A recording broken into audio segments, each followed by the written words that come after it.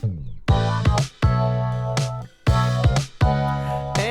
hello, everybody. Welcome back to the Refresh Point. My name is Ben, and as always, I am joined by my constant co-host, BSF Dallas champion, Steve. Steve, how's it going? It's going great. Having a very good summer. Yeah, I imagine so. Yeah. Yeah. While I went off to Vietnam for my grandmother's lovely 92nd birthday, I woke up one morning to discover that all of my friends were just fucking winning the tournament. Like, I woke up and like I saw messages from 4 hours before, because the time zone in Vietnam is like 12 hours exact removed from Dallas. And I see messages, I wake up at 6, I see messages from 2 o'clock where people are like, yeah, we got 3 Dallas teams in the top 8, baby. And I was like, That's true. yeah? Word? Who the fuck's winning? It's 4 hours later! Yeah, the dearth of updates after once we all started playing was yeah, It was pretty funny. suspenseful, we'll call it. Yeah. But And yeah, then you guys won. we did. It was You won yeah. with Ray and your wife. Yep. Yep, we Who you taught to play slime in 1 week. that's a little disingenuous. We've been playing for like 3 weeks, 3 weeks. but I'm guessing maybe 15 to 20 test games. Yeah. rude. I I hate you old card game players. And You just pick up shit. honestly, it's What the hell, man? It's one of those things where it was just like, I put my money exactly where my mouth is, where I was like, how many times have I said on the refresh point that slime is the most helmet deck in Weiss Schwarz? I was like, all right, we need the most helmet deck in Weiss Schwarz. It's the only way it's gonna work. And then, yeah, lo and behold, she had the best record on our team. Better than Ray, better than me. So, yeah, good shit. Two non-serious Weissers kind of came in and destroyed everybody. It was wild. Absolute luckers. Anyways, yeah, it's been a while, and unfortunately, I couldn't get the YouTube up before I got shipped off to Vietnam. So, yeah, Spotify listeners rising up right now. You guys are up to date-ish, and now both you and YouTube are gonna get this episode like back. Like right after YouTube's gonna get this like right after the previous episode. Yeah. And you guys will get it late because I was exiled to a different country for like a week. But yeah, we did a stream. If you count that as log form audio content, there's 2 like 8-hour VODs of the Ohio Summer Solstice. Yeah, that event was pretty big. Like, all things considered, I think there was 70 players for the... There's like 70 players, or there's like 68, 69 players for the solos. Oh, for solo. And there's more players for the teams event. That's crazy. It was like 75 or 2 or something. For context, there were 41 teams at BSF Irving. So, I mean, that's 60-70% of that output. Yeah, So, for sure, dude. Pretty solid. So clearly we have a lot to talk about after you shuffle your decks, tap or cut. We'll get right into the refresh point with some breaking news. The Ohio Summer Solstice came around. As it turns out, the best of the mixed JP English format is Gakumas. It's Gakuan Idolmaster. It took spots 1, 2, and 3. It's Ohidol Fest. It's idols everywhere. And 7 Deadly Sins got top 8 at the event. Sure. Which was just such an obvious like note to Bushiroad that the English set is too overpowered that they immediately restricted it the next week. Yeah. Or like 2 weeks later or whatever. Yeah, we'll also get to dive into the meta a little bit when we get to the Spike Corner to talk about the response to all this stuff. But yeah, Gagwan Idolmaster is by far one of the worst designed Weiss sets in the history of Weiss Schwarz. Like, I can't comprehend how they saw Bunny Girl, then immediately restricted it, and then were like, wait, hang on. What if we, instead of restricting it, did the exact opposite and made it the stupidest deck imaginable? But we'll give it like a mid finisher. Okay, but like, if my opponent never takes damage, does he really need a very good finisher? Nope, is the answer to that. No. And honestly, it wouldn't be so bad. It wouldn't be so bad if it wasn't for the fact that their level 1 combo produces a stock and a card in hand every attack step for the entire game, which means that they can spam their ridiculous brainstorm every single turn fishing for memory cards. And yeah, what the fuck were you thinking when you designed this set? No, it's on reverse, Steve. The one combo is on reverse. So, yeah, you know. I actually ran 2 clean cuts into that thing to minimize the amount of damage that I had to deal with. And then guess what happened? He recomboed as soon as I put guys down. Because, you know. Oh, yeah. It's a pants deck. You mean you don't have JCs that you can run every turn? Yeah, ×3. Yeah. I can't comprehend the design decisions that went into this set, but like, what's sad? Here's the saddest part about the whole set. Right. It's still worse than Shinymus somehow. It's still not as good. Like, I wish I wish whoever is designing the most recent JP sets could just be like hit with a cane or something. Like, that's all I can say is that the JP design is we at the tier. Refresh Point do not endorse violence of any kind against the Weiss Schwarz game designers or Bushiroad staff or Bushiroad staff members. At least not if they can see you. Get them from behind. Plausible deniability is the key here. Don't do it.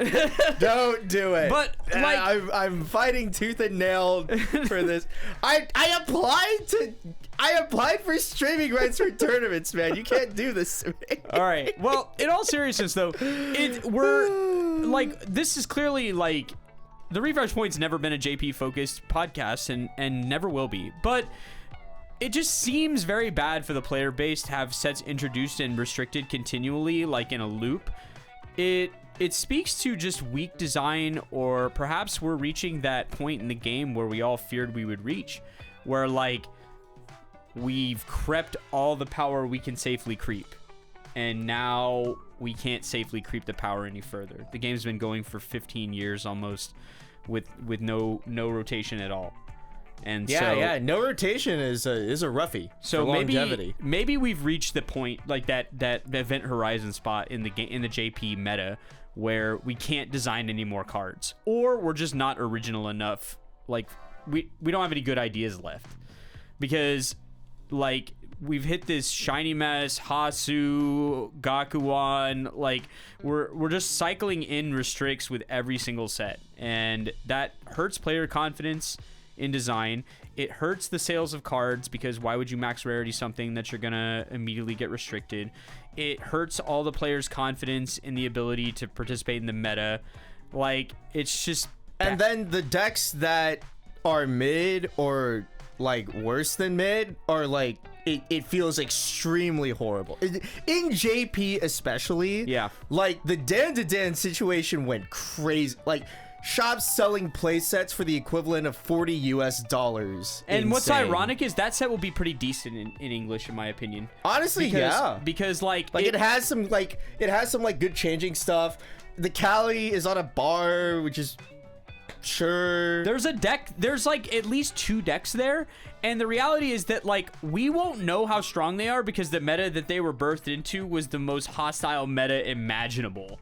And so it's like, of course it couldn't do anything, bro. It's like peak Shinymus. What's it supposed to do? Like, just suck and die. That's all it's gonna do. And so it's one of those things where there needs to be like a somebody at Bushiroad needs to figure it out. Like, there needs to be a come to Jesus on, like, let's figure out how to design cards to where we can, like, actually release sets without restricting anything and release more than one set at a time to do it. So, I don't know. It feels bad. If you're participating in the JP meta, it feels pretty bad. This will be the first year in a couple years I have no desire to do WGP at all. It seems so horrible. Yeah, I mean, I am curious. So, let's say that they decide that we are designed out. We're out of designs for whatever reason. And for what it's worth, there are sets where, like, they'll do a decent amount of, like, flavorful, like, interesting designs and whatnot that just aren't as broken as the most batshit broken memory compression in the universe. Yeah. And, it's definitely, like, it's definitely possible, but I don't think you can, like, utter those words where it's like we can't do it. Because ultimately what that means is that would mean, like, that the game is going to die. Like, it's dying. Because there's no way you can't reset. Okay? Like, let's get that out of the way now. You can't reset. You cannot reset. The damage to your player confidence and to people's, like, collection values will be so dramatic and painful that it would cause an en masse riot of players. Like, you cannot stop at this point. So you either need to get more creative or you need to hire different people, because you got to keep going if you want the game to keep going. Now, if you look at the upcoming sets that are all coming out in JP for the rest of this year that have already been announced, what you're looking at is a whole bunch of extensions onto sets that already exist, and then Kaiju number 8, which is already off to a rough start in terms of design. It looks omega disgusting. Yeah, absolutely cancerous. But we'll see how it goes. But yeah, I mean, we'll see how it goes. They just get free frontboard removal, combo back row removal, changes into the finishers that get the removal and also remove, I think. Yeah, so all sorts of fun stuff. So beyond that, we have a 10th anniversary set for Bang Dream, another set for Marvel, another set for Shiny Colors, another set for Data Live, another set for Blue Archive, another set for Rent a Girlfriend, another set for Key, another set for Kiniro Mosaic. So, like, we're just getting a whole bunch of bolt-ons to existing sets, which is fine. Those are good ways to, like, encourage players to play things that they already have cards for. It's fine. But again, that's a whole bunch of IPs we've already had. So I'm curious to see how that develops going forward. I know we have a lot to talk about on this episode, and I actually don't care. I'm dropping the bomb right now. Is there any possible way Weiss could manage some form of rotation? The only way you'd be able to do it is if you drew a line and you basically said, okay, after this set, these cards are going to rotate into another format, like what ostensibly Vanguard Premium looks like, where it's like, we have this extended format, like extended Neo, where it's like all this shit's legal. Yeah. And then you need to draw that line well in advance of the design of several other, and announcement and release of several other sets. You would need to bulk up all the sets together and release a bunch of them at once so that you can diversify your tournament player base.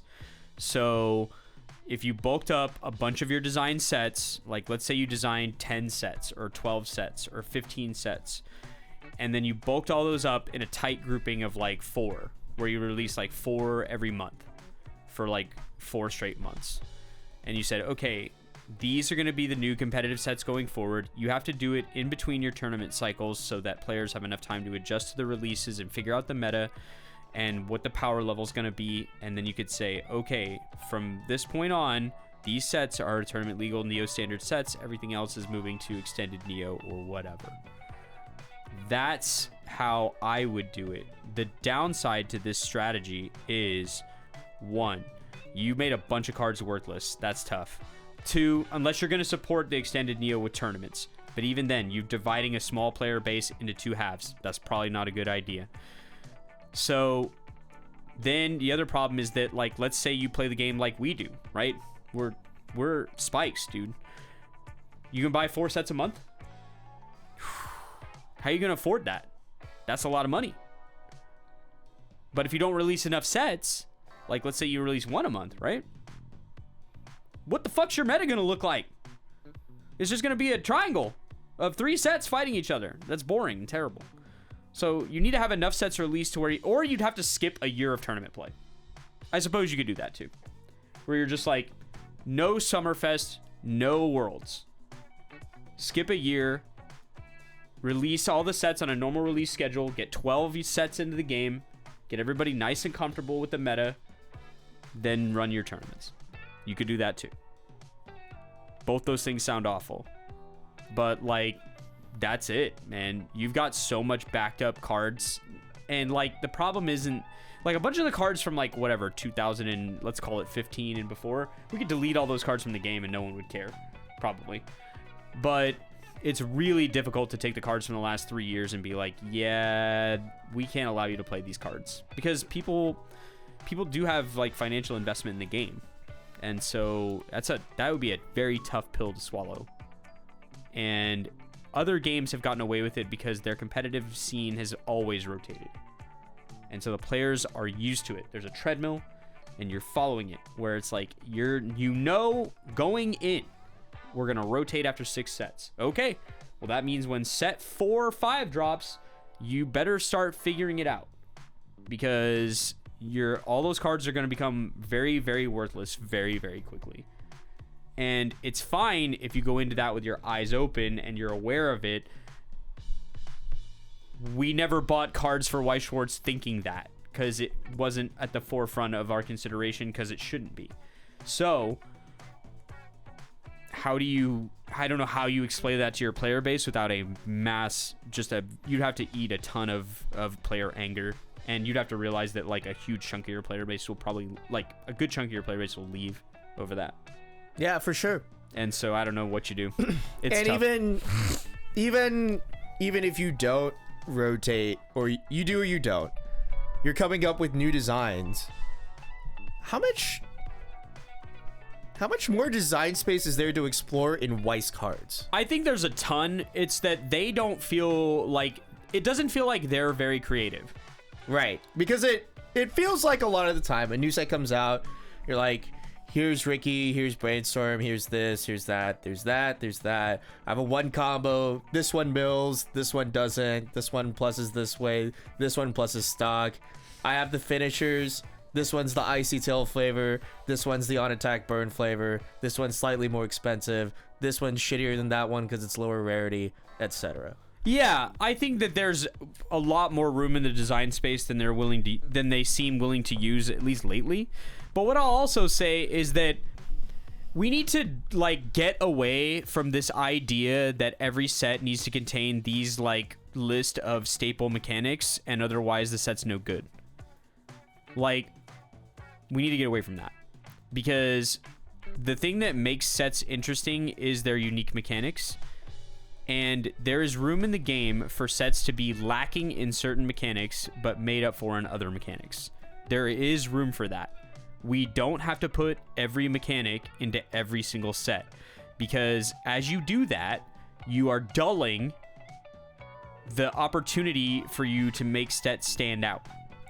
Yeah, I mean, that's why Kaiju number 8 has events that kill you, you know? Right. And I'm kind of fine with it just because that's not like an actual win condition in Weiss Schwarz, like right. Killing your opponent's characters. It's a way to lead to something, and it forces your opponent to think about the game in a different way, similar to how Millum works, where it's like, okay, yeah, for sure. You got to think about the game in a different way, and I'm fine with that. I'm absolutely fine with that. However, decks manipulate the play lines to force you to think about the way the game is, I'm happy with. What I don't like is when we take the same idea and just make it better over and over again, slowly ratcheting it up until it's nonsense. Where it's like, Icy Tail's a great example of this, where it's like, the initial one is like 4 cards and then you burn X, whatever it is that you revealed. Great. But now we've power crept the mechanic so far, it's been so power crept that now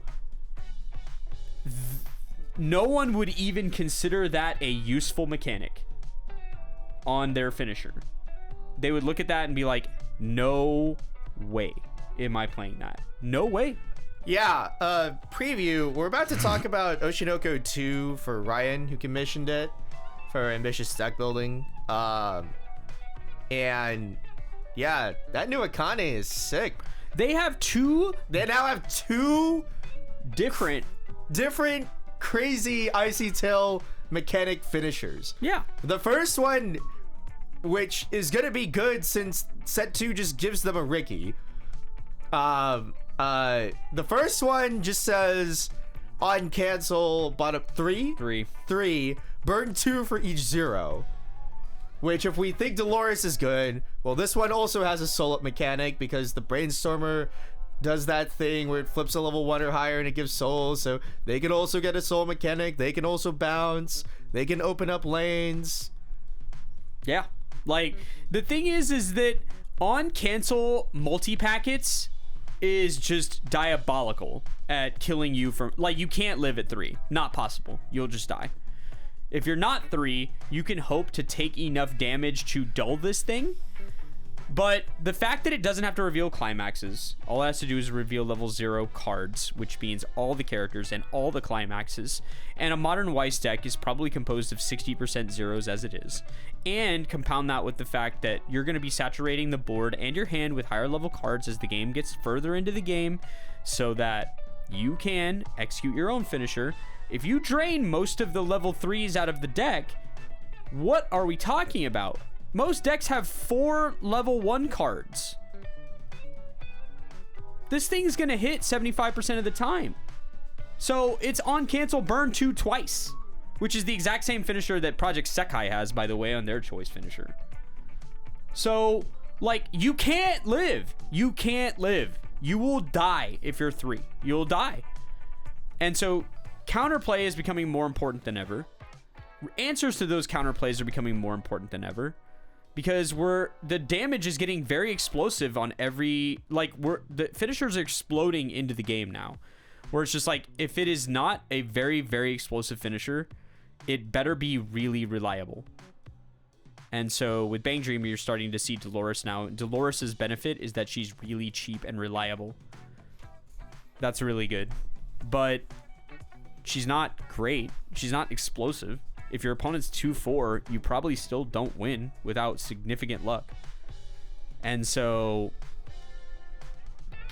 like, the Oshinoko finishers make that thing look like garbage, because but they don't have you can do it bread.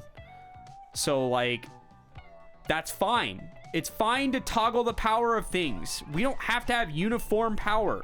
You can have good finishers and okay finishers and bad finishers, and just toggle the other parts of the deck to make it where it still feels good to play. Exactly. That's why Gakuan Idolmaster exists, right, Steve? Yeah. Whoops. But, like, if you think about the decks that are good in the meta right now, for English, that's the way they are. You have decks with really good finishers. You have decks with pretty okay finishers.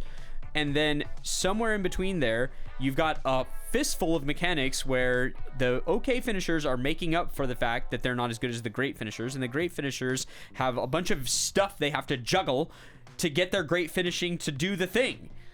So I'm very interested in the current English meta, because after Restricts, there's a lot to talk about. But yeah, the power creep is definitely reaching a scary point, particularly for JP. So one more funny topic on this, and we'll probably expand on it on another day. I'm curious about our design brain as it is right now. what is a different way that would be considered good / playable for like a new set to come out?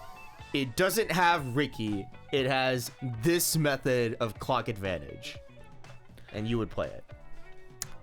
So, like, if we're talking about, and I'm talking about Ricky as exactly Ricky. Okay, pay one, clock one, sure. Surge. And I count the clock from waiting room. That's the same too. Right. Fuck all that. How about pay one, clock one? Look it for add a card. I think we have that. Yeah. Okay. Or would you play that? Sure. I mean, it depends, right? Depends on Sure. what my other pieces are. Actually, I think I'm curious of, let's say you have a set and you have two clocking options. One of them is pay one, clock one, check four, add a character. No, not add a character. Oh, not add, okay, add any. Yeah. Sure, add any. Yeah, check four, add any, or even check three, add any. Whatever, either way. And then one of them is like, I don't know, pay one, clock yourself.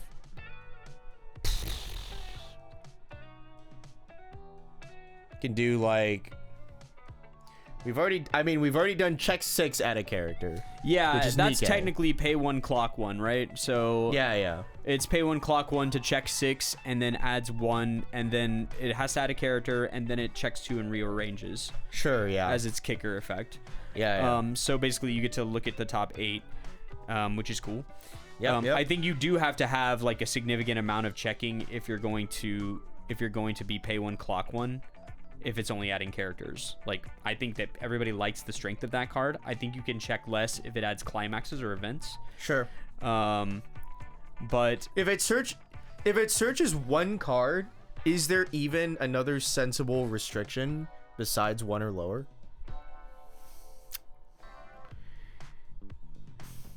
If it only searches one card, is there even like a sensible restriction? there's a way you could work it, right? You could make it where it could search level 0 cards and then give you a kicker. You could make it where it searches 2 or higher and gives you a kicker. But the kicker is going to need to be decent. And Let's say it's search, you get a 2 or higher salvage discard. yeah, or draw discard. Or draw discard, yeah. I'm fine with that. Or check 2 and reorder. I'm fine with all those. Okay, yeah. Or maybe even check 3 and reorder. I don't know. Like, there's there's like a world where it's like, I don't know, some kind of flavor where it's like you're getting to like a higher power, a higher level thing. It's like maybe it's like a power scaling thing, and so you get a higher level card out of it. Yeah. And then the way that you make it kind of workable is like a discard salvage or a discard draw. Yeah, I think that there's a number of ways you can configure the kicker effects of cards to be better than they are, or like at the very least incentivize other play loops, but they need to be strong enough to actually convince players to do them. So that's where the trick comes in, right? If you're trying to appeal to like tournament play, it's harder. For sure, yeah. Because tournament players, if they don't care about any of the sets at all emotionally, are just going to gravitate towards the things that will lead to the most consistent good outcomes. So I don't care about the Ricky and Free Ren because I don't care. I have pay 1, ditch 2, search 2 on attack. I don't need to care. Now I'm going to have Fern every game. It's going to be pay 1, ditch whatever garbage is in my hand, get 2 Ferns, hit level 1, Fern. Like, it's going to happen every time. And so the only thing you need the Ricky for is to backstop yourself in case you can't level for some reason. But even at 0, you probably don't care. You're just like, whatever, send it, attack. You got good attackers. So, I don't know. I think as long as you're able to transition from level to level without feeling gross, then you don't need every mechanic. But if you're not going to have access to something, you better have something to make up for it, or it's just going to feel worse. And that's usually the problem, is that like they won't compensate the set correctly, and so it just ends up worse. So it's like, all right, either figure out how to design the set in a way where like you feel okay being missing some mechanic because you get made up for in some other way, or don't do that. Just don't design the game that way. But I feel like it's more approaching like a stage of the game where maybe not like in all the sets that extend previous IP, you already have all the old mechanics. So yeah, all you really have to do is make slightly different and or supporting mechanics. Well, or like kind of, right? Replacement mechanics, right? New sets don't necessarily imply crossplay. Sure, okay. And in a lot of instances, they don't imply crossplay at all. So you see it all the time with anniversary sets. That's fair. Where it's just like, for sure. This set is self-contained and there ain't no way to use the other cards, and the other cards don't work with this either. It just doesn't work. Sure. So Bang Dream like really suffered from a lack of crossplay. Fate same way, where it's just like these cards don't work together. Sword Art same way. These cards don't work together because they have a set specific keyword that's restricting them from being used with the other cards. You can always do that. It doesn't always feel good, but the other upside to that is it doesn't force the player base to be like, oh, did you buy the first set of this? Oh, are those singles really expensive now? Oh, man, that sucks. Anyways, here's Bang Dream Ave Musica. Hope you bought those $60 mochas. Whoops. Yeah. So I'm a fan when they're... I'm more of a fan. If a set's been... Especially if a set's been idle for years, just put its own keywords in there. Don't make me think about set 1. Fairy Tale is about to happen for English players too. And true. Yeah. Good luck running down any of those cards if you need them. I don't think you do. I think they reprinted... There's one I'm pretty sure you'll need. Oh yeah, but it's I will see if it becomes an optimization point. I didn't look at the decks from JP. I don't know. I know it's a memory deck, and great. I know that there's a really good memory card from set 1. So did that not get reprinted? I have no idea whether it did or didn't. I know they reprinted the Aquarius, which is pretty funny. So. Oh yeah, the burn 1 to both players. The only way to tie in Weiss Schwarz. Hey. The barrel. Yeah. Do you just say that just to bait me on that every time? Yeah. I hate you. All right. Anyways, it's like a level 0 card. Is it level 0 green, right? It's 0 and green. Yeah. Okay. So let's see if it got reprinted. It's like on reverse. Yeah. Top clock. Send a memory. 2 or less memory. Check 2. Grab 2 characters. Nope. Oh. Well, that exists. That's cool. Yeah, that's cool. Let's see. What do you remember the effect at all? I'll get the effect really quickly. It's an old set, bro. So I know it's an old set. So what you got to remember is this mechanic's going to sound like ass. I'm sure, dude. Because it is. I'm sure. It's like if I remember correctly, it's like an on waiting room, pay 1, ditch 1, search. It's called Unicid Raid Lucy. Pay 1, ditch 1, send a memory on reverse to search. That didn't get reprinted. It's a double R from set 1. Yeah, I get trolled. Good luck. I mean, they sold the Chronicles set. Smile. Bro, they cost crept it too. Yeah, they did. We're already getting hit with the tariffs, dude. Yep. Yeah. It's not great. Yeah, well, that's a little bit of the For Fun Improv Design Hour. Hey Steve, you won BSF Dallas. How was that? It was a really good event. All right. I was there's always that point in the tournament where you know it's you. Oh yeah? Yeah. You're that guy? You're that individual? You're that team. And the round that happened was round 5. And we're 4-0. And I was feeling pretty good.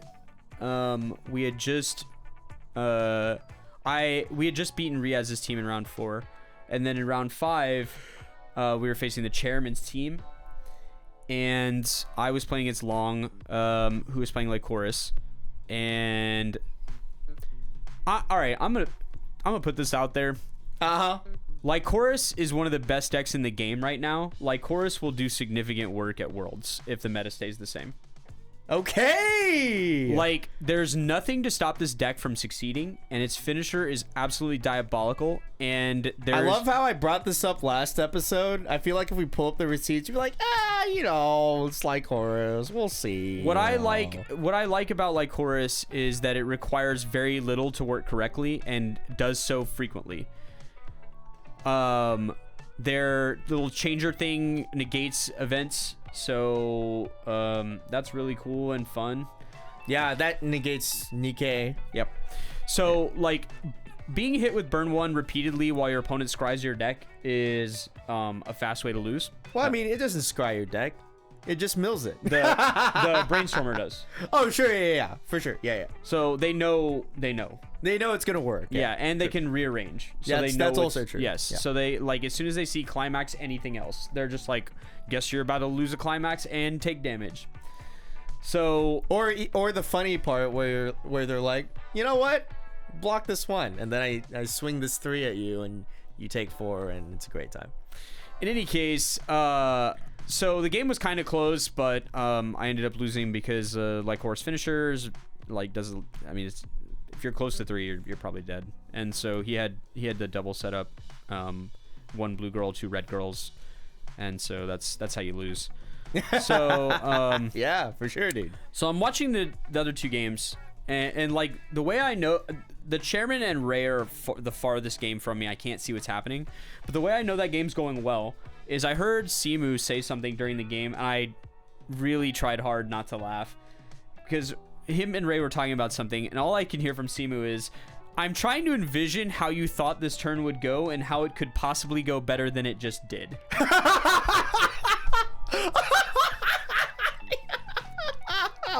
And I was like, oh my god, there's nothing more classically Ray than having the best possible turn, but also figuring a way that it could have been even better and complaining about it. So I was like, all right, well, that game sounds like it's going well. Okay, yeah, so sure. after I lose, I'm watching the middle game, and Ellie is playing Standby Slime into SDS. Yeah. And I don't remember her opponent's... It can be an annoying matchup. Yeah, it's a terrible matchup. Well, not a great one. But her opponent, I don't remember his name. I apologize. He was doing the SDS thing. Like, the game looked like it was going well for him. He's ahead. Yeah. And he's doing the thing, and he's just, like, doing the brainstorm thing, recomboing over and over again. And the only thing I'm noticing is how much Ellie is canceling. And so he's at 2-5. Okay, yeah. And so she pushes him to 3. Yeah. And he's like, okay, Hendrickson, dude. Great. And I was like, okay. And or no, it's triple Hendrickson. Awesome. Yeah, great. And then I see Ellie's at like 3-1. Oh. And I was like, well, she ought to be dead. I was like, this looks bad. Yeah. So then he's like, Hendrickson combo. She reveals, and he's like, leave it, burn 4, blocks on 4. Vanilla, blocks. Oh. I was like, okay. All right. And then it's like, I don't know what her climax situation is at all. Yeah, for sure, yeah. Second Hendrickson looks, leaves it, burn 4, blocked. Yeah. Vanilla, hit. Okay. And I was like, well, now she's like 3-4. And I was like, yeah, well, that's 2 lethals. I was like, that's bad. Yeah. I was like, it's probably cooked. Yeah. And so then it's like, look at the top, leave it, burn 4, block, vanilla, block. And he looks, he's just like, I don't know. I don't know what I'm supposed to do. Good old Hendrickson. And then I see Ellie's draw, Xion. And I was like, we got something. And then it was just like, draw Xion, clock, Xion, Benny Maru, 4 hits, vanilla, block, Xion, burn, he's dead. And I was like, oh yeah. we're gonna go far today. Like, the amount of just disgusting canceling, man, it was crazy. I hate you guys. What the hell? I've died to triple Hendrickson a billion times, and I was just like, yep, this is how you die right here. And it's like, nope, just kidding, lived. And I was like, okay, yeah, I guess that's that. But Yeah, I also would. Technically, it's your story to tell. I'm gonna complain about it before you even get to talk about it. Ellie played the finals game into Rashawn, who was on Door Slime. Yep. Which gets hand more and more easily than the standby variant. And pray tell, I heard that Ellie did not resolve a climax combo in that finals game and then won. Yep. After standbying a Benny Maru, keeping it, raw drawing Xion, and then it just works.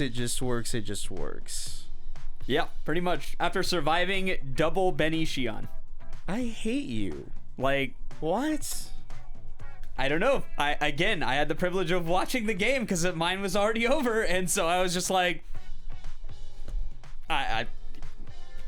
you don't live double Benny Xion. You don't live. You just die. It's like, I don't know. Okay. It's just, yeah. I mean, I don't know. Yeah, the canceling was fierce. Just absolutely fierce. Sometimes lucky, man. And like, she had a backup to guard. What I really hate is like, in general, like, I feel like I prefer like the door pants like slime variant anyways right now. Yeah. And she just like took standby and just like set that high roll into the universe, man. Yeah. The standby deck, it's like we've talked about it a few times, probably a few hundred times, but the best thing about the standby deck obviously is diabolical board power. There's no way to get over it usually, and you get the benefit of having a ridiculous amount of stock, which lets you make plays that you absolutely cannot make with any other slime deck. So there was a lot of stock swapping, just a lot of stock swapping, because there's no downside really. You end up with a bunch of excess stock that doesn't do anything, and Xion's gonna kill it all anyway. So a lot of times you can just stock swap in any situation where it looks like it might be good. It's like, oh, opponent has very few cards in deck, stock swap. Oh, opponent just has too many climaxes in deck, stock swap. Oh, I don't have enough damage and I'm sending it, stock swap. Like, it's just one of the luxuries that the standby deck gets that the other decks don't get, is they have to pick and choose about the timing that they use the stock swap, because it's going to criminally affect their end game. Meanwhile, the standby deck, completely unbothered because it generates a gazillion stock and is just like, I don't know, stock swap, I guess. See what happens. And you're like, okay, well, you've tail spinning the entire, it's the Bang Dream thing all over again, where it's like, for nothing you tail spin the entire game, and if your opponent happens to be in any situation where it's unlucky for them, they get annihilated. Yeah, maybe that's the skill issue for me, man. Maybe I'm just not stock swapping. I think I saw a stock swap that buried 4 like in a row on the bottom of the deck against a my player. And I was just like, I don't know what to say to that. I guess you're dead. Yeah, how was Ave Mujica for you? It was okay. I lost 2 games back to back, rounds 4 and 5. Nice. I lost to Long playing Lycoris, and then I lost to Nikkei due to the classic take 8 and die, where for no reason whatsoever you just eat like 3 vanillas and lose the game. Yeah, awesome. This would become a theme later on. Oh, okay, yeah. Where my opponents did the exact same thing. Oh, got it. Yeah, so top 8 game, like the Swiss went fine for the most part. Like very fine. I played nothing but decks that I knew what they did, all meta. The C slot ended up being the RNGesus weird stuff slot. Ray had to play against all kinds of stuff. Yeah. I hear there was like the Axis Cult twice. Axis Cult, yeah. Like cats, like all kinds of nonsense decks. That was all on the C area. yeah, for sure. So, I faced Riaz twice. Banger. Yeah. How is that Arifureta? Arifureta cannot beat Bang Dream. Like, cannot. It's not. He'll tell you it too. It's not really possible. Yeah, for sure. No matter what happens, the game's bad. Either right. you do the thing and you get buns for luck, or you do the other thing and you have no hand. And he got both flavors of it. The first one in the Swiss and the second one in top 8, where it was just like, nice. At one point he's staring at a 2-card hand and can't mill, and it's just like, okay, well, it's all damage in there. And it's like, all right, well, I can't really do anything. And so it was unfortunate. That matchup feels very hard. The top 8 was easy. Top 4 I played against the Ramiro, who's another local. He was playing Mai. The game was going badly at first for him, then a lot better. He had one of those classic, I have 1-card hand, I resolved my combo, I triggered 2 doors, now my hand is full again. And so he got to, his recovery from the bad part of the game was way better than my recovery from the bad part of the game. So at the end game, he's at like 2-4, and I know Maya's coming. And so I have to slam him. So I hit him with 2 Dolores plus a guy, and he just takes 10. And I don't know. He had triggered a little bit the turn before, but like I don't think either of us were ready to watch that happen. And so we were all just, everyone standing around was like, what the hell just happened? And it was like, he just died. And so it was gross. True. And then Ellie won the standby slime mirror against Billy. And banger. Yeah, it was crazy. So then finals, I played against Nikkei, Justin, the same guy I lost to in Swiss. And there was a critical point toward the end of the game where I had the changer on board, the 2-1 changer, and it was coming back onto the board, and he didn't tap it down with his support Sin. Yeah, he could have. I think the timing works right. Beginning of draw step comes back, then opponent priority, beginning of draw step, tap with Sin. Yeah, I don't do the on player effects have to go first? I believe so. Okay. So he could have tapped it down. I guess I can check. I'm sure the good old comprehensive Weiss Schwarz rules are I'm available sure to us. There were people commenting that it could be done, and I believed them. So I believe so too. So I was like, okay, maybe we're all wrong, but he didn't tap it down, which eventually allowed me to change into a second copy of my finisher. Oh. Which was bad material to the game. The other thing was he didn't have the counter. Oh. He just didn't have it. Yep. I looked at the board and I looked at the game state and I needed the damage and I couldn't side. It was not possible. The game state would not allow it. And so I was like, either he has it and he gets to win right now, or he doesn't have it and I might be able to win.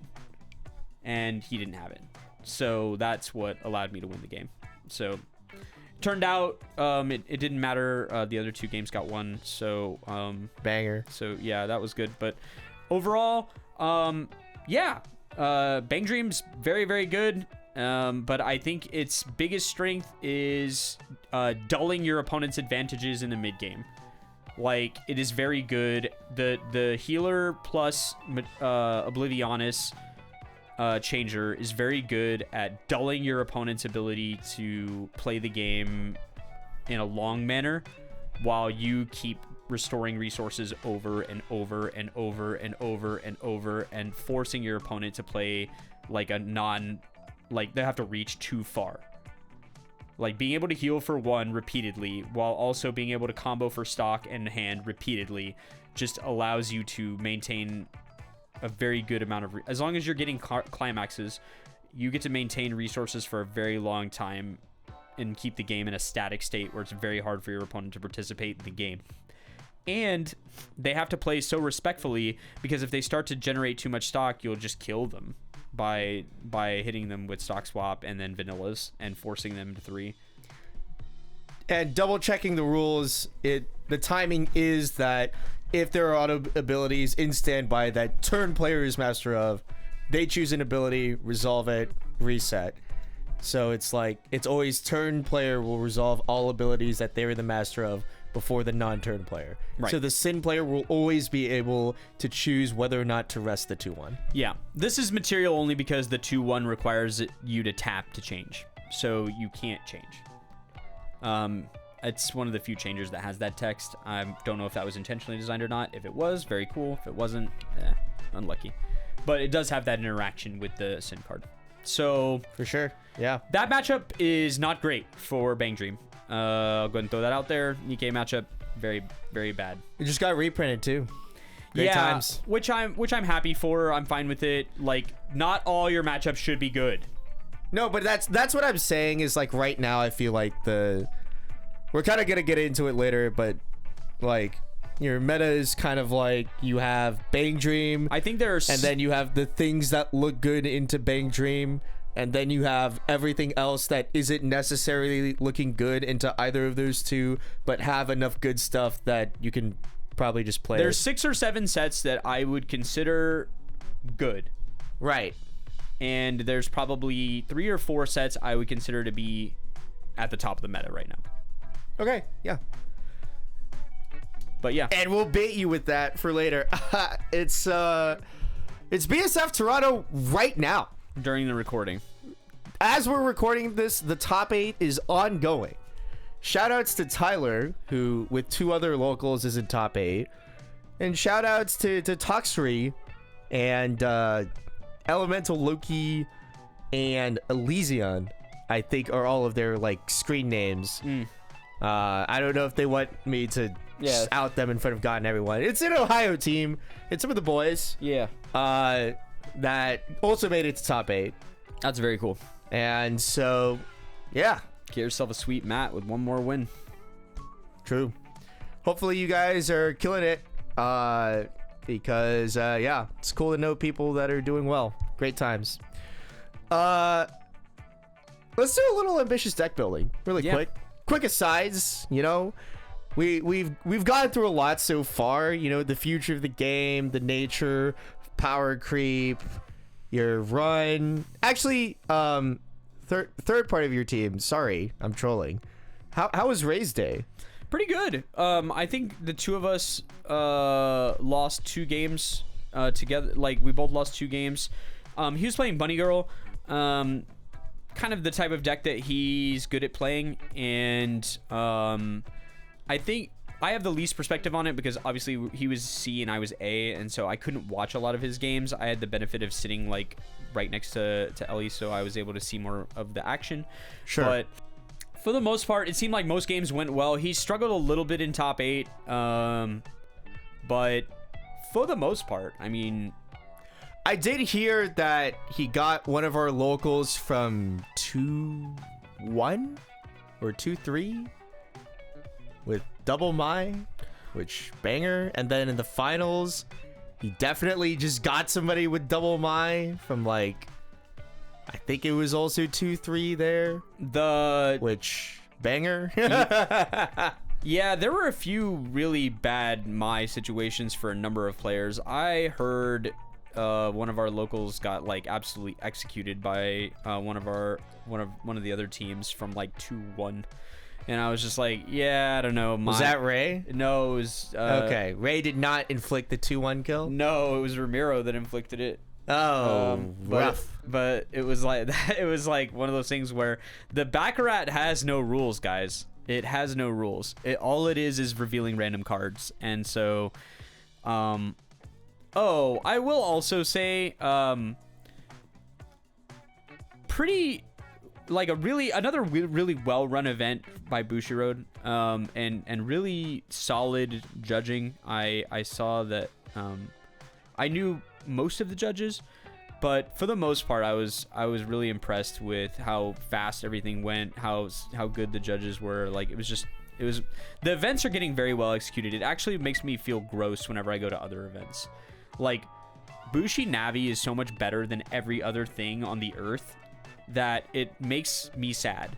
Because, like, Melee.gg is hot garbage compared to Bushi Navi. What is Melee.gg? It's the web app that Magic and Star Wars Unlimited and several other games use for their tournament competitive whatever. I see. Lord Canna used it, or uses it. But it's one of those things where it's like, this thing is just bad. It relies on the internet, and it needs a web browser, and so the layout is just not great. It's just it's just not very good. And like the pairings are slower, the round timers are slower, everything's slower in other card games. I don't know. I mean, that's one area where we don't have round timers, but yeah. Yeah, it's one of those things where like that's one area where it's really improved. Like credit where due, right? Sure, for sure, yeah. It's definitely better than the old scan the QR code, guys. Yeah, that's the next round. That's by far the worst way. Let's never go back. Yeah, for sure. But yeah, I thought all three of us had a really nice day. Like it was clear once the first few rounds got done that it was like, okay, we're kind of doing it. And then by the time we got to top 8, we're like, yeah, we're really doing it. And so like we felt good going in. Like two of our top 8 and our finals opponents were with teams we played in Swiss. So all right, and let's do some ambitious deck building. Let's talk about 8 Standby Bunny Girl. Yeah. Did you ever look at that? I built a deck for it. I don't possess the cards to actually complete it. Have you? But have you simmed at all? I'm gonna. If there were a sim. Yeah, technically. But the other thing is that I've tried to use the sim lately, and man, the player base has really dried up. Well, it's on the latest version. The netcode is worse. I don't know if it's just that. It's just like there's just less people playing because. Well, whatever your actions have like a 500 ms lag time. Yeah. Well, it's also because like a lot of the English speaking players moved away from it as soon as the takedown happened, and like if you look on the Discord where like people LFG for games, you almost never see LFG Simulator anymore. Like it's just completely dried up. So a lot of the player base is playing on JP time, and so or on Asia time, which is problematic for me. Sure. So yeah. I've got a build for it. I will run some test games with you and Billy and some other people I know so that we can assure that it's bad. But my eyeballs tell me that it is bad. And right. So yeah. It is likely that it's bad. Okay, but sure. I do want to give it everything that it deserves. Give it a fair shake. So I will organize some time with you guys to play it and make sure that it's bad. But I have a build. And speaking of Oshinoko 2, Ryan, it is coming to English. Kana Akane is like the JP favored build where you have this one combo, it's on door, you check 4, you add a guy. That guy, if it's a 2 or higher, then lets you check 3 rearrange after you add. Imagine triggering climaxes. Just imagine, if you will, a world where it's necessary for you to trigger climaxes. It's cool to be able to. For sure, yeah. And luckily, I believe one of the climaxes of this deck is Pants. Yeah, it is. So, Pants Door being one of the better climax configurations in Weiss Schwarz. Having this much deck control feels really nice. This is basically the same kind of luxury that Spy X Family has.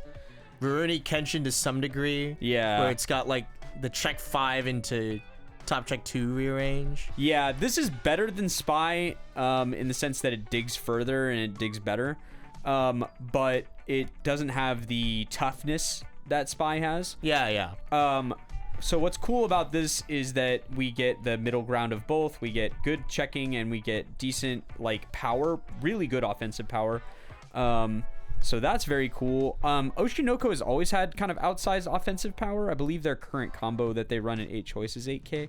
So like they've always had good offense. And you know what I will say as well is that even though there's a lot of tools to mitigate it, just the fact that as opposed to 8 choice, this is a list that is just 4 and 4 climaxes straight up, I think favors it.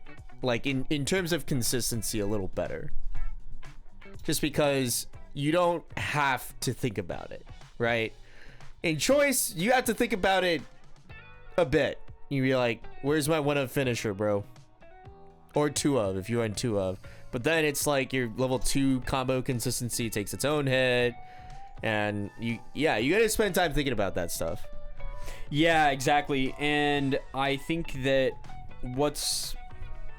I don't know the set like intimately well enough to know what their zero game is going to look like, but it seems like the memory packages that were part of the original set is probably not required anymore. Not required, but like memory JC that double triggers is always welcome, you know? Yeah, and I think that double triggering once you know what the cards are feels a lot better. You can this combo is going to allow for really good deck ones, probably, as long as you play it normal. Yeah, I mean you had Rico already in the first set. Like, oh no, I grabbed a level 2 that I don't need. Anyways, let me just discard that. You know. Yeah, having 4x of a Rico that has a really powerful other ability is the luxury that few sets have. I don't know what their Rico kicker ability is. You probably run it as like a 2 of. It just goes into stock whenever it blocks. Oh, it's literally just the red one from Hololive. No, it blocks. Or sorry, it goes to stock. Yeah, it doesn't bounce to hand. Got it. It just bounces a stock whenever damage it receives is canceled. I believe so. It's either that or whenever it gets canceled, but it's one of the two. Okay. Yeah, I think that's a pretty solid kicker effect. For sure. And yeah, having access to ready-made hand fixing makes it to where you don't have to worry too hard about what cards you take, and you can proc the 2+ ability as much as you need to. The best time to proc it is on the first attack. Like, your first attack of your combo turn is the turn you want to proc it, because then you can see what your next peaks are going to look like. Like, the best possible situation is you get a card, you peek, it's 3 clean cards, one of them is one you want. And then you're just like, okay, well, my next combo is going to consist of take the first card that shows up and then trigger a card that I know is clean.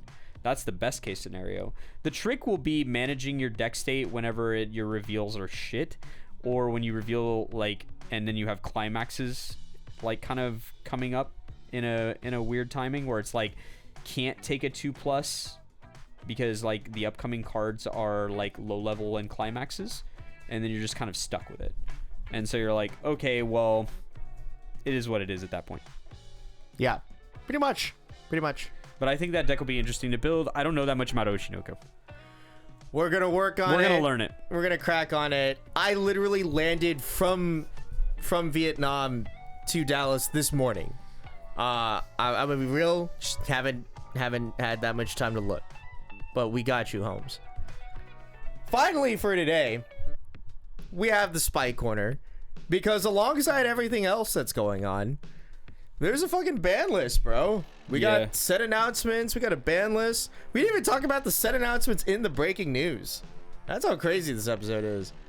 We got Dan to Dan, Makaine, level 5 incoming. We got too many losing heroines in this house. I'm happy with Makaine being announced. It's a great announcement. I feel like the sets that were announced were good announcements. In that you can't really be mad. There were, like, popular enough animes and, like, decent mechanics. Yeah, the people who the Dan people can join the rest of the Persona 3 copers in the most popular things on the earth that are going to end up mid in Weiss Schwarz. But yeah, for sure. But I'm with you, bro. I'm standing in solidarity with those people because some of us, we just aren't lucky enough to have good sets. It is what it is. But I think it'll at least be playable, workable, tournament viable, and dark horseable. I think that there's definitely a deck there. I don't know if it's good enough to win significant amounts, but I think there's definitely something worth exploring there. And it's a Sunder deck, so we'll get exposed to that mechanic again, which is fun. Or Fusion, however you prefer to think of it. I think Sunder was the Gurren Lagann. Sunder is specifically like the multi-attack like thing, right? Where you go through each marker. Oh, yeah, true. Fusion. So Fusion, yeah, right? Yeah. So, very similar to Konosuba and Gurren Lagann and some of the other Fusion decks. Yep. So, I like Fusion. I think it's cool. So Fusion cool. And Fusion, fun. Yeah, Makaine probably good enough to do some stuff in the meta. Don't know exactly how it's going to turn out, but we'll see. I didn't think that would get announced for English, honestly. Yeah, me neither. It's pretty cool that we did get it. Yeah, it's probably also good for the game that they didn't announce any of the horrifying stuff that could come from JP. Yeah, we didn't get as much as I want to play Eurocamp, like Rip Eurocamp. Probably shouldn't put Eurocamp into English Weiss Schwarz. That doesn't seem very fair. Yeah. But I mean, I do want to play it, so I mean, you can feel free to screw up the meta. I don't care. But Konosuba re-edit, pretty cool. Oh yeah, we're gonna get a reprint of like some old cards, and we're gonna which is fun. Yeah, do we get some new cards? I don't think so. Okay, I think it's just the reprints of the old stuff. Which isn't bad. Yeah. No, it's weird how resilient that deck is and how good it still is, given how much time has passed. Honestly, yeah. Honestly, it's still pretty reasonable right now. Like, what? Yeah. Hit him with a seizure, baby. Yeah, seizure is pretty gross. I think somebody was talking about, or I was chatting with somebody, and they're like, "Yeah, what if you just played that Aqua that memories things on reverse? Yeah. And it's free. Yeah. You just memory all of the Masquerade Oblivionuses, and then they just don't have a bar combo anymore." And I was like, yeah. I mean, you could, but True. Yeah. I mean, if you memory 3 Oblivionus after they triple combo, it's tricky to deal damage if your opponent gets significant compression. I'll say that. But yeah, but like if they triple combo on first, and then you triple with them. Yeah. Well, what is their life now? I mean, their life becomes hitting you with zeros until guess. they can early play heal and drop 2 1s. I guess, yeah. But doesn't seem very good whenever you can't combo and get any more resources. It's definitely not great. Yeah. and Fairy Tail as well is on its way. I think that deck will be pretty okay. Year's Quest, baby. Yep, pretty okay. Coming Again, a lot of these sets, they weren't exciting in JP. They were dulled in JP because of the meta. I think they will be much better in English. I think the finisher for 100-year quest is quite powerful. Yeah. So. I guess it's kind of like a fake breaking news Spike Corner segment. We're going to talk about everything that happened in that announcement thing, too.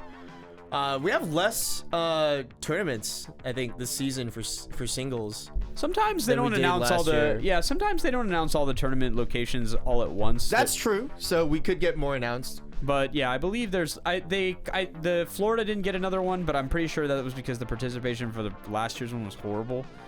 It was like 70 players. It was pretty weak. It was I mean, what is it? The Ohio organizer was kind of having having an ego moment at it, where he's like, we ran the Ohio tournament and we're only like 6 to 10 people below the Florida BCS. Yeah, true. So that's unfortunate. I think most of the locations are pretty much all the locations we would expect to have him. It's gonna be Houston, Rosemont, Pasadena, Duluth, Philly, Vancouver, Mexico. Mexico, Toronto. Yeah. So that's about right. Those are all the big locations. If they announce more, that'd be cool. Yeah, it would have been great if they just kept the tournament in Dallas. That would have been hopefully really sick. Yeah, they did change the venue to a more northern venue, which I'm not upset about in any way. Yeah, it's a hotel. It's not in a mall. We don't have to run somewhere for a restroom. It's just a hotel. Yeah, I think it's been at this hotel before. It's by the George Bush Airport, which is fine. Great. It's a fine venue. Hotels are great venues for these type of things. Like, game stores are not good venues for these. They're just not. The tournaments are too big and it doesn't work. Yeah. It's not. But yeah, woo! We got the Review Starlight refresh counter. Oh, yeah. As a participation promo. I didn't get any. Yep. It's new. It's for the singles. Oh, is it? Promo. I thought it was in the summer promo. No, okay. It's in the singles promo packs. Got it. So if you are listening to this podcast and you go to a single BCS tournament and you open a copy of Zulfikar Judy, I need you to give it to me. Please. I'll pay you even. I'll trade you something. Whatever, man. Whatever participation promo I get, I'll trade it to you. Like, I'll pay you money. whatever, man. I need this card. I need to place it in this card. If you get top 8 and you crack the foil of that promo, brother, please. Sister, please. You know, non-gendered pronoun individual, please. Help me out here. All right. Hit me up. I need this. I need to make my shitty C tier 8 standby damage scribe review list at least a little more playable, man. Yeah. Come on. I used a refresh counter for the first time this week in probably years. And I was just like, huh. Yeah, look at that.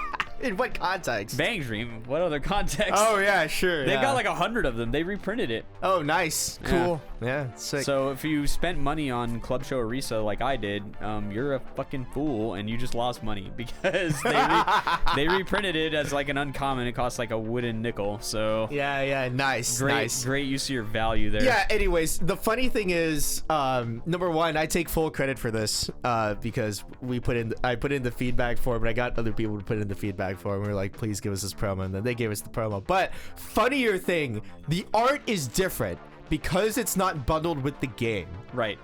It's one of the characters that's pretty much exclusive to the game-ish, and that it's an English exchange student that acts as kind of a foil in the game. That's cool. And so in the English language, we get an English exclusive art that's of the English exchange student. I mean, that's great. That's hilarious. Very thematic. Yeah. Thanks, Bushiroad. Appreciate it. Now, I just need to win the gacha, and I need everybody who gets that card, trade it to me. I don't care about the climax. All right? It's a great promo. Empty door, empty two soul. If you get the review promo and you don't play review, just give it to me. I'll give you mine. You know, it's, you know, in general, the climax is a cooler promo to have. I'll trade it to you. The Miku, whoever, man. Just give it to me, please. I'm begging you. I'm on my hands and knees, man. Just give me the review promo, man. Please. I'm gonna have like a sign that's just like, trade me this, because you can't sell cards in the venue. It's just gonna be a picture of that promo, and it's gonna say, trade me this. Mark my words, you'll see me at Rosemont. I'm just gonna have a massive like paper on a stick that just says, trade me this, please. I am sure between all the people that we know, we will get it done. Especially all the people you know. Please and thank you. Yeah. It'll happen. I don't know everybody, but please and thank you. Just please, man.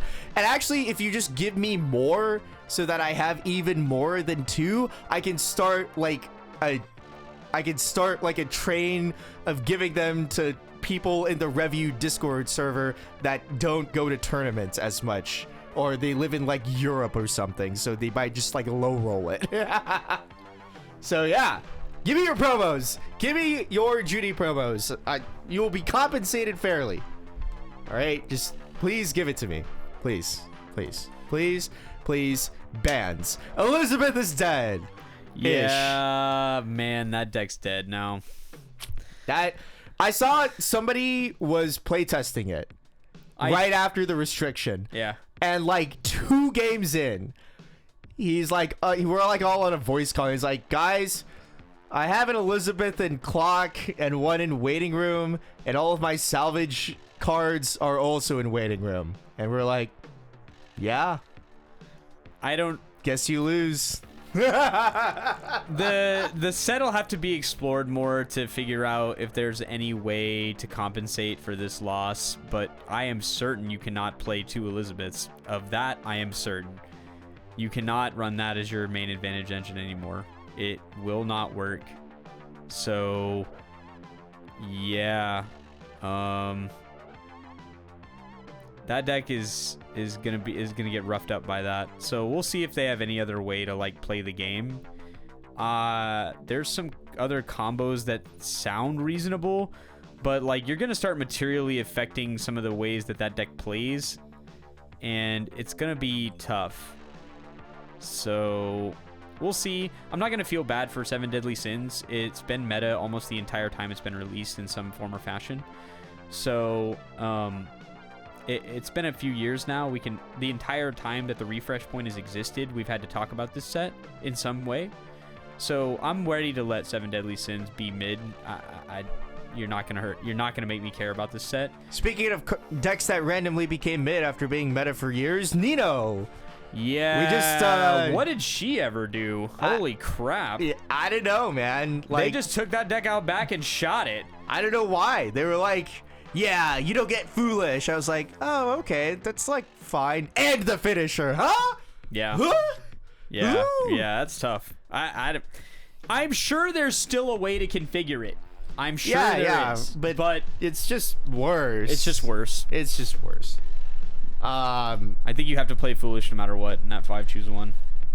Really? Bro, how else are you gonna ever do anything on the board? Like, I don't know. I don't know, like every other standby deck used to for like the last like decade or whatever. Yeah, except they don't have good milling options.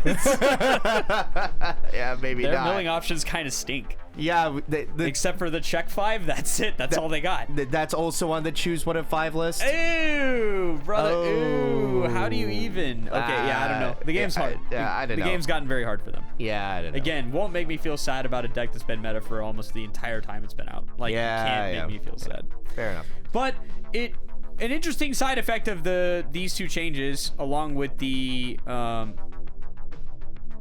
is it just My, right? Yeah. So My did too. this is the worst one, by the way. So let me we think so? Yeah, for Okay. one reason, and I'll explain it. All right.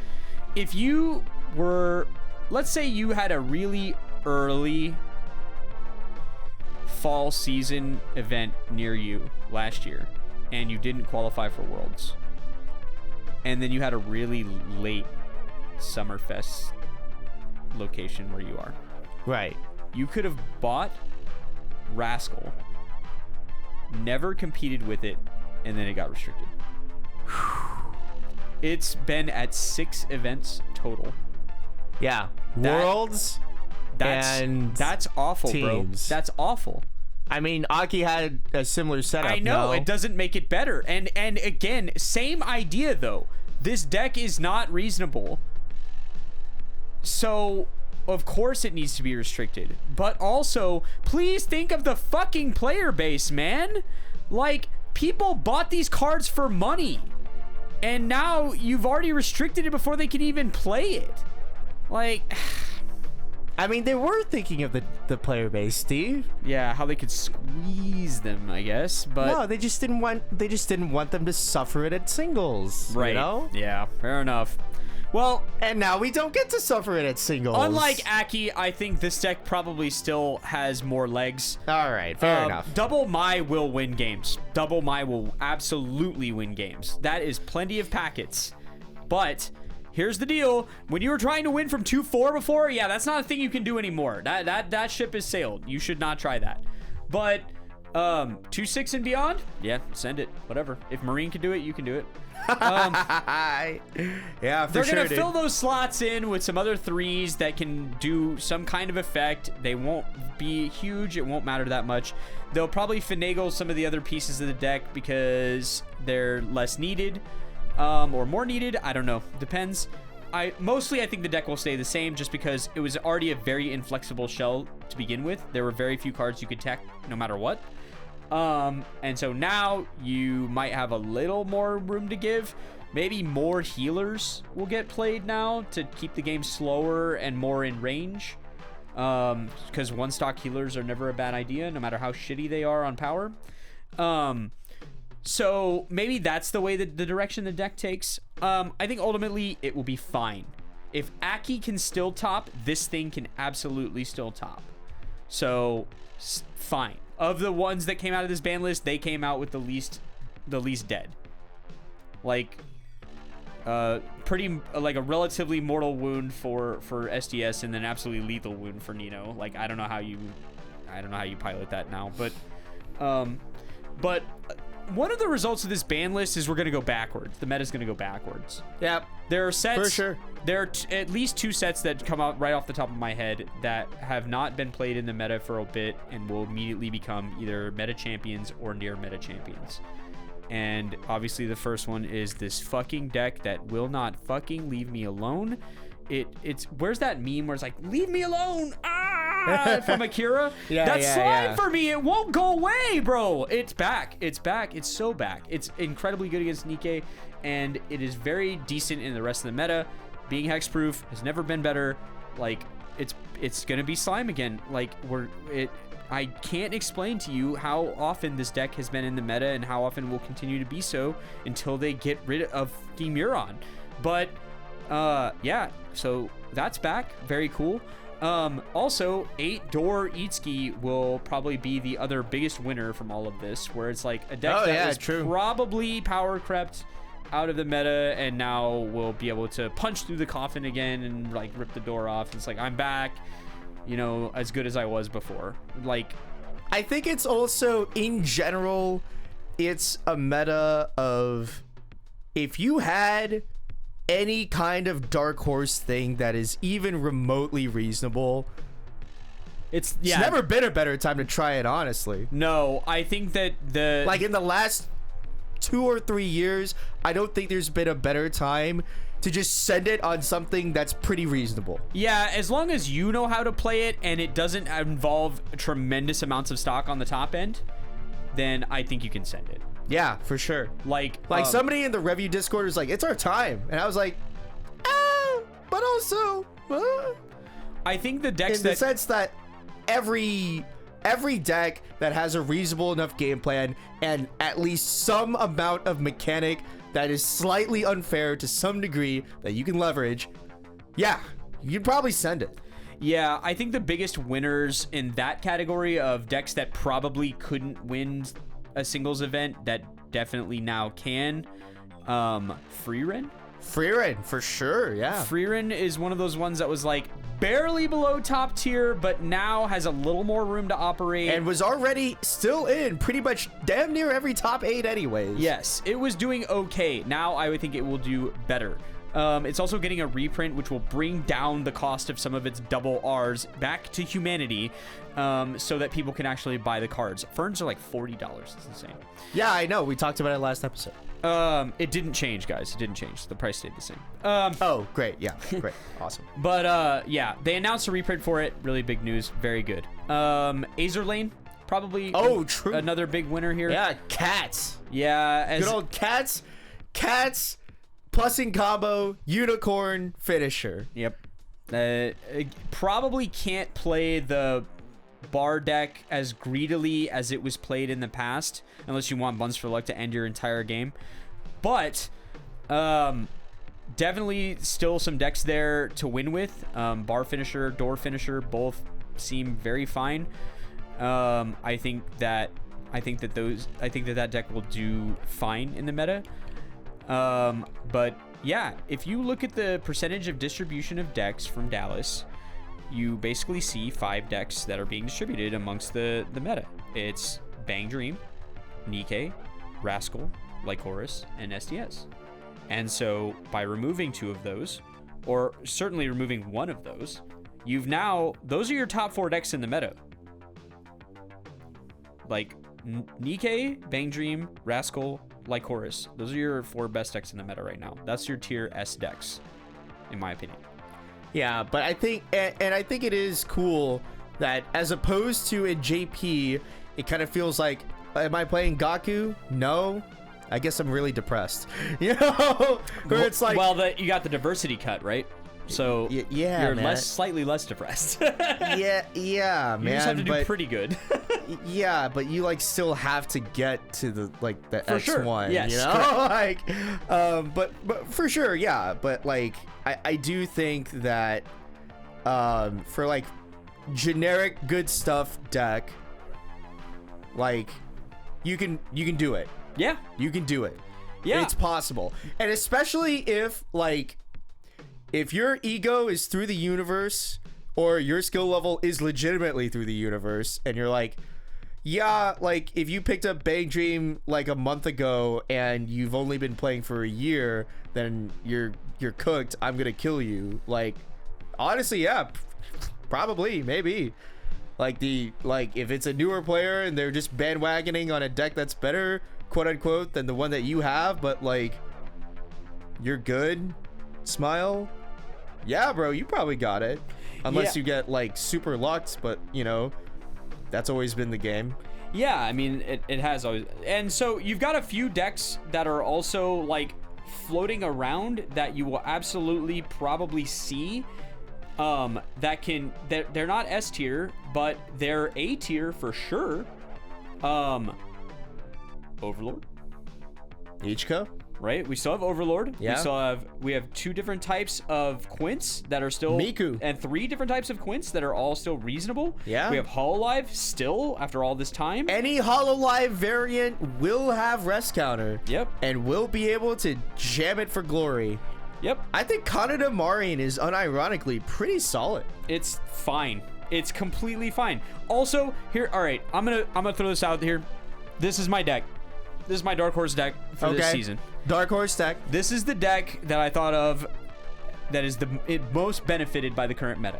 Okay. Spy X Family 8 Pants. Spy X Family 8 Pants. Okay, talk to me, boss. Spy X Family 8 Pants does all the things that you do not want a deck to do. 1, it is extremely resilient at level 1. Most of the level 1 games that exist in the game right now cannot reverse that thing. They can't. If you have 2 changers, they absolutely can't. Even if they have 1 changer, the Bang Dream thing doesn't get over it unless they get their changer. And that's only if you don't have backups. So, super resilient level 1 game, very tolerant of like the board state. 2, really cost-effective finisher, doesn't require a whole lot of stock generation, can use its hand to pay for stuff, so it can't get stock swapped very easily. And 8 Pants, man. 8 Pants is always jamming. 8 Pants is jamming every single turn. You are going to jam climaxes every single turn.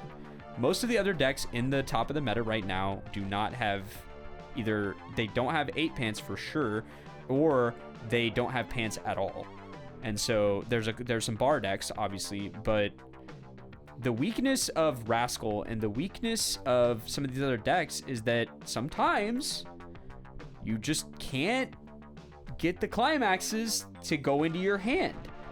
And if you have 8 Pants, man, that ain't going to be a problem. You're just going to have it. And so I dig Spy right now in the meta. I think it's very good. I think that a lot of decks that are in the meta right now will struggle against Spy.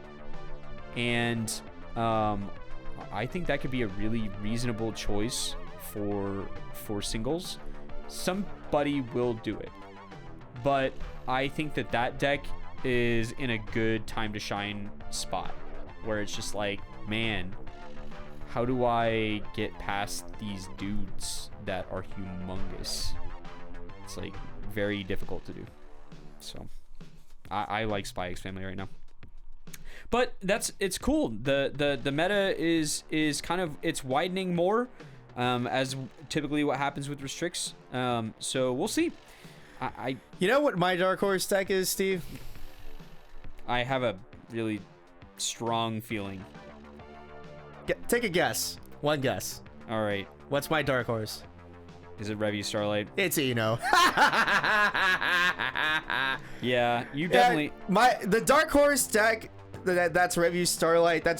There's some other torchbearers in the Revue Discord that have got me. Yeah. And to be fair, with the refresh counter, unironically, the standby pants deck in Revue that lets you stand by the thing that changes, or that hard plays, that recruits at a guy, and now you're healing at level 1. It's on like a pants combo, and you just get to heal and hit them in the face with early plays.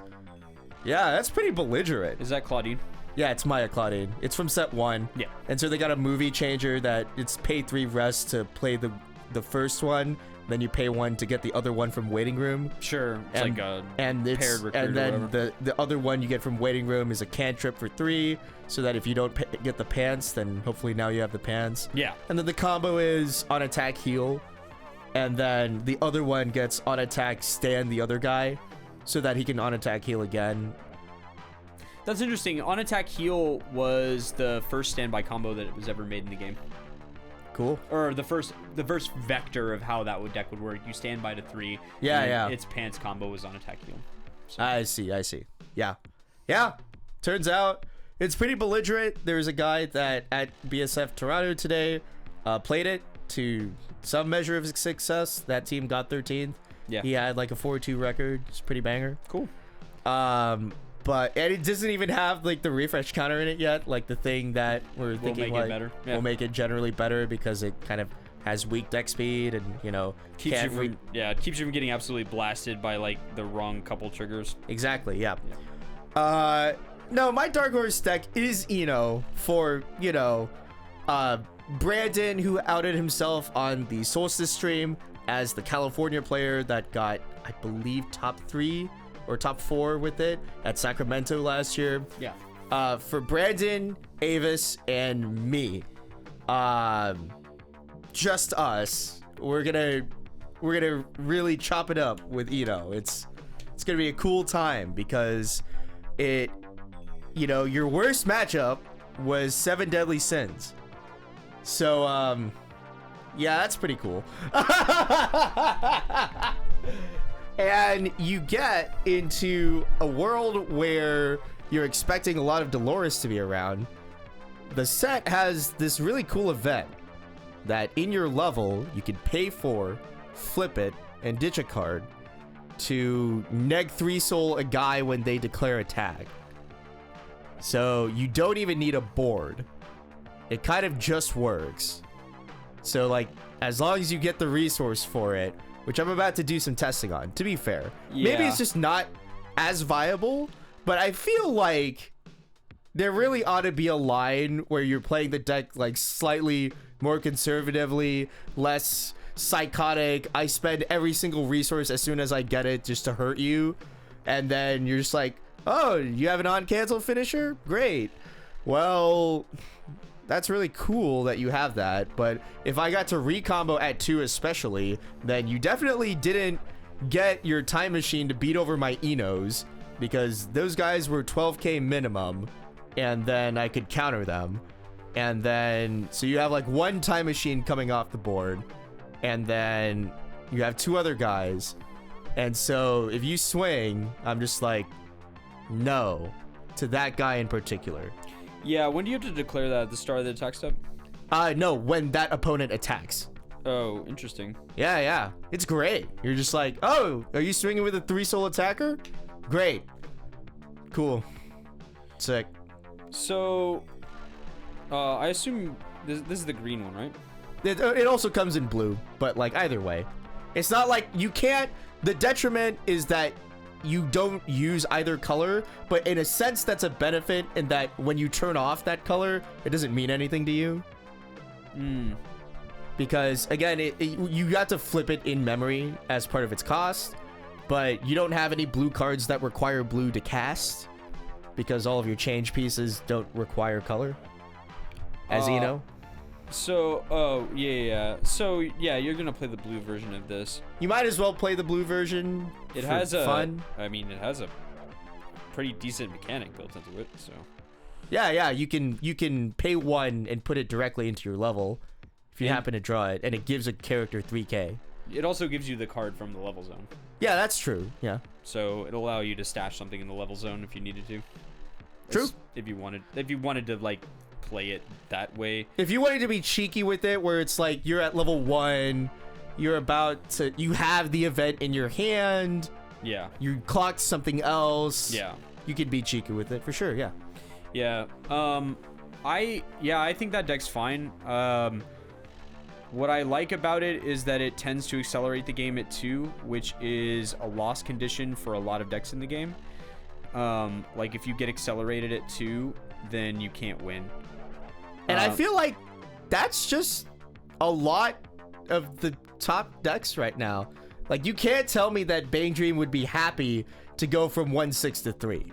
No, I don't think any deck can tolerate that. But what I mean is that a lot of times you don't get to decide that. For sure, yeah. Because they'll block you down. But because Eno in particular has decompressive mechanics, particularly in the timing usually of when you level up, like relative to what level they are. Like a lot of times they will have the option of decompressing your clock into your deck, which is bad. But also the when of it, which is usually like you're on a fresh deck and they land 1 vanilla, and then it's like now you're level 2 and they're like, okay, decompress you vanilla for 3, vanilla for 2. If you eat all that, then it's like you're now high 2 and like have a lot of hard decisions to make from that point in the game. If you go to 3, the game's over. Like the game's just over. If your opponent's low 2 and you're at 3, you need a lot of stuff to go right from that point on to win. The only upside that you have is that their finishing power sucks, which is cool, but like you're really on the back foot at that point. And in a time where it's like you want to be slamming all the time, gets her own climax every turn. The only I wonder if the Nikkei matchup is good. I wonder, but you have hexproof, so that probably helps. I guess your guys sans your Enos sans a sin, so they need to get the sin onto board for Alice to naturally power over, right? And then you can counter. Yeah, so my worry would be like if you can't get over, like then the matchup takes like on the offense. On the offense, yeah. Well, I mean you're 13. Yeah. So I guess if they have sin and then they counter, yeah. Well, but sin gives what 2K? 2K. So they're naturally 12. 12. So like it's like that kind of. It's kind of similar to the slime back and forth. Yeah, the tension. Yeah, where it's like who gets on there first. Yeah, or who's got the answer immediately. Yeah, exactly. Because she's like 13K right on offense. Yeah. So and then they don't you can also grief it in the sense of like if you trigger with the hexproof on board a soul trigger, you can just randomly pump 1/5. Yeah, which is deeply funny. I don't think they typically run backups, or at the very least, not very many. I think it's like, I don't know that they run anti-change right now. If you're not running anti-change in your deck, go stop this recording, leave, go wherever your decks are, take whatever garbage is in your deck out, and put the fucking anti-changers in. Every deck at the top of the meta is playing early play, guys. Every single one, all of them. They're spamming early plays, every single one of them. So please, God, play anti-early. Do not just let your opponent get away with absolute murder. Like, yeah, turns out if you get like money counter at level 2, that tempo swing tends to be pretty good, man. Yeah, it's really weird that people are kind of low on anti-change just because, like, I don't know, they just don't think that Overlord's a real deck. But like, there's lots of good reasons to play anti-change. Like, if your opponent is on the mat, landing big chunks is how they get off the mat. If you deny that, like, you're just kicking them while they're down. Like, there's so much value that comes from like landing big chunks, and especially Alice, where it's like land a big chunk, put your guy on top of your deck, land another chunk more easily. Like, don't walk into that and allow that. Like, don't just accept that that is a gameplay loop you have to tolerate. It is not. You should be playing anti-early counters in your deck. They're in there. They're in your set. It's guaranteed. They're in every set. Just go digging for it and find it. And put one copy. If you play Rurouni Kenshin, like, your local shop should have gotten it, man. It was the promo for the month. They should have gotten it. Yeah. Just get it. Yeah. Just get it. Or they might cost $1 on TCG Player. So, yeah. Something. Go grab those. But, like, there's really no excuse for just tolerating your opponent, like, walking early plays into you. And there's so many decks that want to do it now. Bang Dream wants to do it. Everybody wants to do it. Nikkei wants to do it. Yeah. Like, just don't, you don't have to accept that. And Bunny Girl wants to do it too. Like, you don't have to accept any of that. If you need to make a decision about the way the resources in the game lay, but like you don't have to accept them just getting to play an early play in your face and hitting you with it. Like that's not something you have to take, and you shouldn't if you have the resources to tolerate it. The denial of resources that comes from anti-early change is not fun. So like, do not let your opponent just bully you for no reason. Make them make hard decisions, or just sculpt it right in their face and be like, "What are you gonna do now?" Like, that's the way you back those decks off. Is you're just like, whatever. I'm gonna put this in my hand. Now what? Especially if it's a level 1/1, absolutely diabolical. So, absolutely. But yeah, I think I like Eno as a dark horse deck. Yeah, because, I do too. Yeah, hexproof early plays that make your game plan unstable consistently, and can consistently set itself up, and then probably can consistently have a neg 3 soul event just kind of sitting there in the back. Yeah, and the other problem there is that obviously you can't anti-early because of the hexproof. The other problem is it's hard to remove that thing because you can't downgrade it. Most of the other hexproof cards can be downgraded, but or the cards that give hexproof can be downgraded. That card cannot be downgraded since it's 0. Good old soul prototype gear. My goat. Yeah. Just a level 0 that gives a random amount of power when you trigger souls and gives hexproof. Yeah. Sick. I mean, Milim decks stay winning with the way that the meta is, but yeah, true. Though that deck does nothing against Nikke. They're like, what back row? The one I bounced to my hand last turn? Yeah, they're gone. yeah, true. Only thing back here are big fat supports. yeah, for sure. So really nice triangles in the meta. Like, some stuff is just gonna be good into other stuff and not good into other stuff. That's just. There's no deck right now that's got like a lead pipe lock on the meta. Like, if you win a regional, okay, and you lock an invite to Worlds, will you bring an unrestricted Kaguya list to a tournament? No, because I will be too busy playing my unrestricted Avatar: The Last Airbender list. It is restricted though. Not mine. Oh, sure, not yours. Yeah. Got it. If you got high rarity Avatar cards, hit me up. I'm looking. Yeah. So the other two unrestricts from the ban list were Kaguya is finally free. Just fully free. It's too little and too late. Extremely little, extremely late, but they're free. Yeah. You have a very okay deck now. Yeah. Extremely mid deck. Congratulations. And Dal gets their standby kind of combination together again. Minus the finisher, yeah. Minus the finisher, correct. So you still are limited to Kurumi. But at least you can bully them on the board. Yeah, you can play the 2/2 and the Brainstorm, which is pretty decent, honestly. Like, but in terms of board decks that are real annoying, like, honestly, I would not want to face that deck in a tournament even now. But I think it's too little, too late for those decks. A little bit, but I would be curious. I think Kaguya can build a deck that can win, but I'm curious about Dal. But like a little bit. My problem with Dal is that they just lack any good finishing. Like, their finishing is gross. Like, it's like, do you run origami or do you try to like figure something? Is the 8 book like configurable? I don't know. I saw it's playable, but yeah, we'll see. Ah, man, the Ohio boys got third. Well, 07. That's still a great finish. Great finish. Yeah. Got the mat? Got the mat. Love the mat. Pretty good mat. It is interesting. This is the first time, I think, in a while that we've recorded on the day of a tournament, and more so that we even just know people playing in the tournament. That usually feels like a unique setup. It is rare, and usually it's us. So. Yeah, true.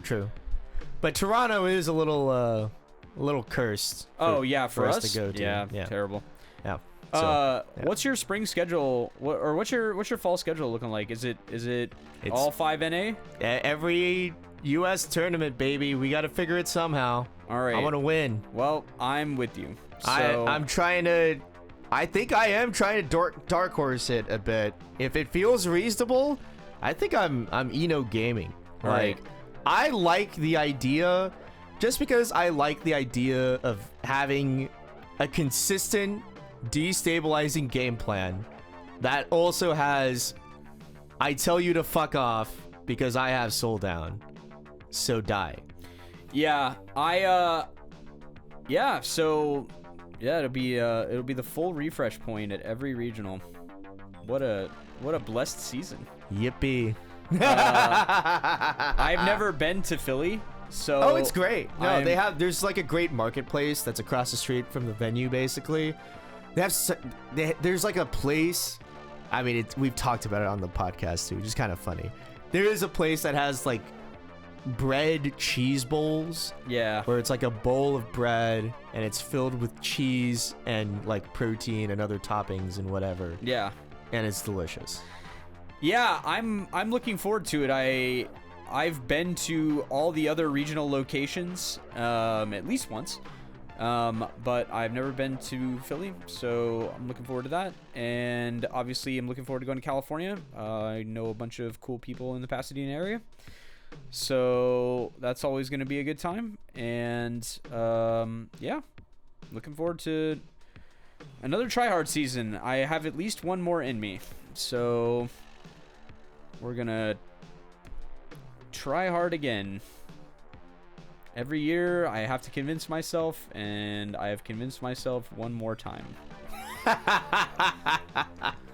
Is this it? No. You say that like one No. more time. No, it's just I make the decision year by year. I see. And It's- this year, we're gonna back. gonna do it. And the reality is that like it's because it's so hard.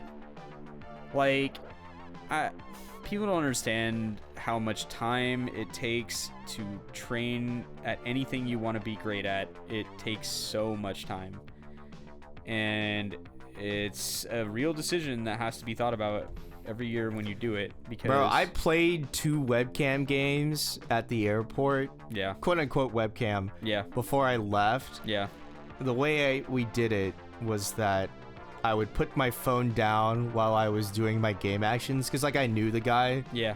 I would put my phone down while I did the game actions, and then I would pick my phone back up and be like, this is my board, this is what I'm swinging into you with. So like swing, swing, swing, then I'd put my phone down while I wait for him to execute his turn.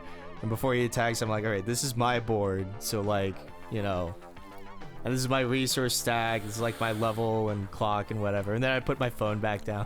Jeez. I'm a degenerate, man. I love playing Weiss Schwarz. This I game do is too. sick. So we're gonna try and win worlds again. So let's do our best. Big if true. I would like to win this season. I definitely had a down energy season last season. This season, We're back. we're back. I've never won a regional. I would like to win a regional. Oh yeah, true. You haven't won a regional. My bad. You've only won the event higher than the regional. Yeah. So yeah, my fucking bad. This guy. The thing is, I'll be able to retire a lot easier if I win a regional. Oh, okay. Is that how that goes? There's nothing left to accomplish. I've done it all at that point. Okay, buddy. I've already won 2 teams events. Okay, buddy. But we'll see. We'll see. 2 teams events? Yeah, I won the first year the teams existed, and then I won this one. So, Huh. yeah. Neat. So I got my P5 teams map. True. Yeah. Fair enough. Yeah. True. It's the only time I think I've beaten Clinton Shan in a tournament ever. I'm like 1 in fucking 5 against that guy or something. I gotta avoid him in Chicago. Fuck. Yeah, banger. Yeah. Well, that is us for here. This is what happens Today. when you take 2 weeks off, man. Yeah, it wasn't intentional. It just piles up. There's so much. I'm happy to do it though. Shout outs to the Ohio boys that just got 3rd. Also- Shout outs to Steve. Yeah. They got third like 20 minutes ago while we were talking about the post ban list meta. Steve won a tournament with Ellie and Ray. Yippee. Also, Slime the most helmet deck. Yeah. XDDD. Also, thank you to everyone who's patient for asking me about Refresh Point when we'd put out new content. I'm useless without Ben. That's I don't know how else to explain it. I'm absolutely useless without I went Ben. on vacation and we kind of fuckered it. Anyways, I'm gonna show this idiot how to upload the audio in case I'm like out, and so he can upload YouTube's. I can absolutely upload a YouTube. He can do that after this episode. That part is doable. We're gonna make that happen. All the other parts, not so much. But but yeah, we'll try to do something pretty quick on this so that the YouTube people don't hate us forever for not having any content. But yeah, you're gonna be so excited, YouTube people. You're gonna get the previous episode like 2 days before this episode. You're gonna get the double dose of refresh. Yeah, the Spotify listeners just get it on like a regular late-ish cadence. Unfortunate. Yeah. But that's our show for today. Good old 1 hour, 50-minute banger. I told this guy it was gonna be like 2 hours. So tune in next time after your next deck out, and don't you forget to take the refresh point.